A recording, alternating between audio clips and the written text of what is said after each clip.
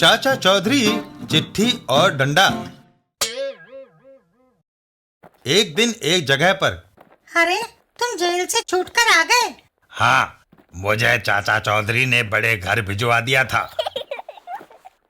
एक खुशखबरी सुनो, जब तुम जेल में थे तो पीछे से तुम्हारा यह बेटा पैदा हुआ।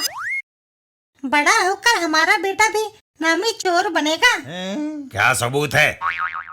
जिसका बाप ठग और माँ पॉकेट मार हो, वह भला बड़ा होकर चोर नहीं तो और क्या बनेगा? आजकल की औलाद नालायक होती है, इसलिए कोई और प्रमाण दो। है? एक घटना सुनाती हूँ जिससे तुम्हें यकीन हो जाएगा कि तुम्हारा बेटा कितना गुणवान है। जब यह अस्पताल में पैदा हुआ तो इसकी दोनों मुट्ठियां बंद थी। डॉक्टर और नर्स की कोशिशों के बावजूद मुट्ठियां ना खुली। घर आकर जब बच्चे ने मुट्ठियां खोली तो उसके एक हाथ में नर्स का झुमका और दूसरे में डॉक्टर की अंगूठी थी। अच्छा, कमाल है। यह सुनते ही वह बच्चे को गोद में उठा लेता है। अब मुझे यकीन हो गया है कि मेरा लाडला बड़ा होकर हमारा नाम रोशन करेगा। कुछ देर बाद। अब कहाँ चल दिए? कमाई करने। जब से जेल में था, धंधा नहीं हुआ। चाचा चौधरी, भाग्यवान, मेरी पगड़ी कहाँ है? मुझे कुछ पैसे बैंक में जमा कराने हैं। पगड़ी बड़ी मैली हो गई थी जी, मैंने उसे धोने के लिए डाल दिया है। घर के बाहर? मगर तुमने तो पगड़ी को बाहर लटका रखा है। जब बारिश आएगी तो वह अपने आप धुल जाएगी। यह सुनकर चाचा चौधरी बिना पगड़ी के चल देते हैं। अगर इस बार भी सूखा पड़ा तो मेरी पगड़ी बिना धुले रह जाएगी। वहीं से कुछ दूर। बाकन, तुम जेल से आ गए? हाँ डाब, उठो, काम पर जाना है। तुम्हारे पास वह चिट्ठी है ना? हाँ। वह दोनों एक नुक्कड़ पर आकर खड़े हो जाते हैं। देखो, वह बाबू अकेला जा रहा है, उसके बैग में माल होगा। तुम उसे चिट्ठी दो, बाकी मैं संभाल लूंगा। और फिर, बाबूजी, कृपा करके क्या आप मेरी माँ की चिट्ठी पढ़कर सुना देंगे? मैं अनपढ़ हूँ। वह आदमी चिट्ठी पढ़ने लगता है।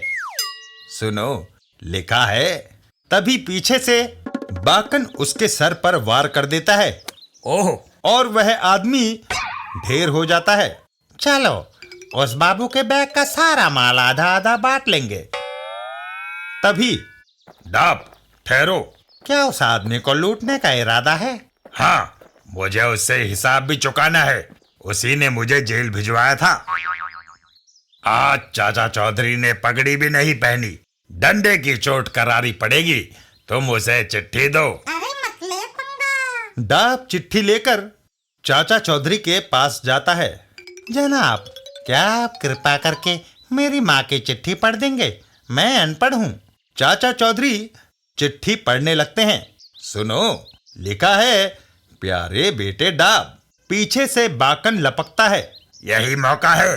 तभी चाचा चौधरी के हाथ से चिट्ठी गिर जाती है। ओहो!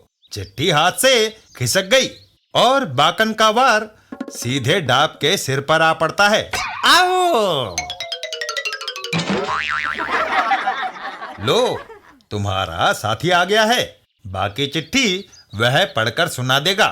मैं खुद ही इसे पढ़ लूंगा। आई! मुझे पता था। अगर तुम अनपढ़ थे तो तुम्हें यह कैसे पता चला कि यह चिट्ठी तुम्हारी माँ ने लिखी थी? मैंने इसे जानबूझकर जमीन पर गिराया था। चाचा चौधरी का दिमाग कंप्यूटर से तेज चलता है। बाकन, वह हमें मात दे गया। वह बड़ी तीक्ष्ण बुद्धि का आदमी है। डाब चिट्ठी को जमीन पर पटक देता है। अगर ऐसी बात है तो कागज और डंडा उसका क्या बिगाड़ सकते हैं? उससे बदला लेने के लिए हमें कोई घातक हथियार लेना होगा। एक जगह पर। हाँ डाब, लगता है हार्डवेयर की जरूरत तुम्हें यहाँ खींच लाई है। हाँ जोसाका, हमें बंदूक चाहिए। चाचा चौधरी को ठिकाने लगाना है। तुम्हें दोबारा निराशा ना हो, इसलिए यह पावरफुल बम ले जाओ। अगर कोई चाचा चौधरी की मदद को आए तो वह भी मारा जाए। बम लेकर वह चल देते हैं। वह उस रास्ते पर गया था। चाचा चौधरी और साबू। साबू, तुम यहाँ? चाचा जी, इस इलाके में पानी की कमी है। मैं नदी से बाल्टी भरकर यहाँ के निवासियों को पानी सप्लाई कर रहा हूँ। तभी लंबो, ये तुम्हारी बदकिस्मती है कि तुम चाचा चौधरी के साथ हो। यह बम तुम दोनों के चीथड़े उड़ा देगा। इससे पहले कि डाब बम फेंक पाता, साबू उसके ऊपर बाल्टी का पानी उड़ेल देता है। तुम्हें ठंडा करने के लिए ये पानी काफी रहेगा।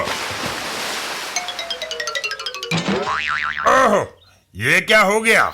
वह हमें पकड़ने आ रहा है। साबू उन्हें हवा में उछाल देता है। जाओ। ओह, उसने तो हमें बहुत ऊंचा उछाल दिया। और वह दोनों सीधा जाकर एक सर्कस के पिंजरे में जा गिरते हैं। ओहो!